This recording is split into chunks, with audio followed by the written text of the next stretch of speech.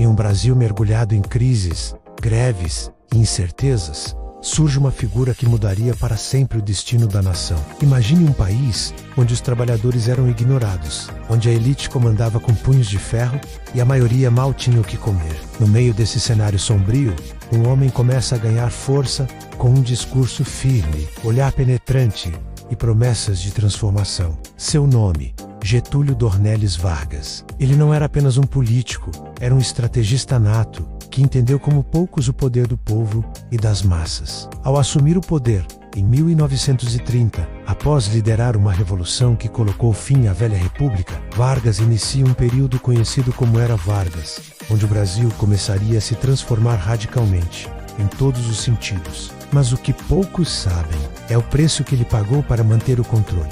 Getúlio não era só palavras. Em pouco tempo, criou leis trabalhistas, implantou o salário mínimo e fortaleceu a indústria nacional. O trabalhador brasileiro passou a ter direitos que antes eram inimagináveis. Era o pai dos pobres, como o povo dizia nas ruas. Mas nos bastidores, o jogo era muito mais complexo. Vargas sabia que poder se conquista, mas também se protege. Por isso, instituiu o Estado Novo em 1937. Fechou o Congresso, censurou a imprensa e concentrou em suas mãos um poder absoluto. Ditador ou salvador? Essa é a pergunta que divide até hoje estudiosos e historiadores. Mas para a população, Getúlio era a voz de quem nunca teve voz. Com discursos inflamados pelo rádio, ele entrava nos lares como um líder carismático e convincente. Porém, o clima começou a mudar. Os ventos da democracia sopravavam e Vargas passou a ser pressionado por todos os lados. Na década de 50, Getúlio retorna ao poder pelo voto direto, agora como presidente eleito.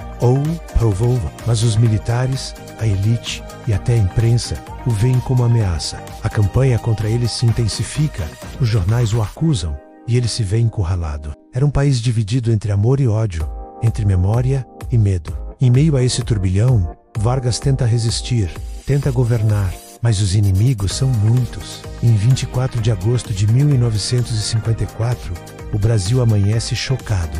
Getúlio Vargas tira a própria vida no Palácio do Catete, deixando uma carta que incendiaria a história. Saio da vida para entrar na história, a notícia paralisa o país. Multidões tomam as ruas, choram, protestam. Era o fim de uma era, ou talvez, o começo do mito. O suicídio de Vargas não foi apenas um ato trágico, mas um movimento político calculado. Ele sabia que ao morrer, deixaria seus adversários sem reação. Sua carta-testamento é um dos documentos mais poderosos já escritos por um político brasileiro. E com ela, ele vira lenda. A figura do homem que se sacrificou pelo povo.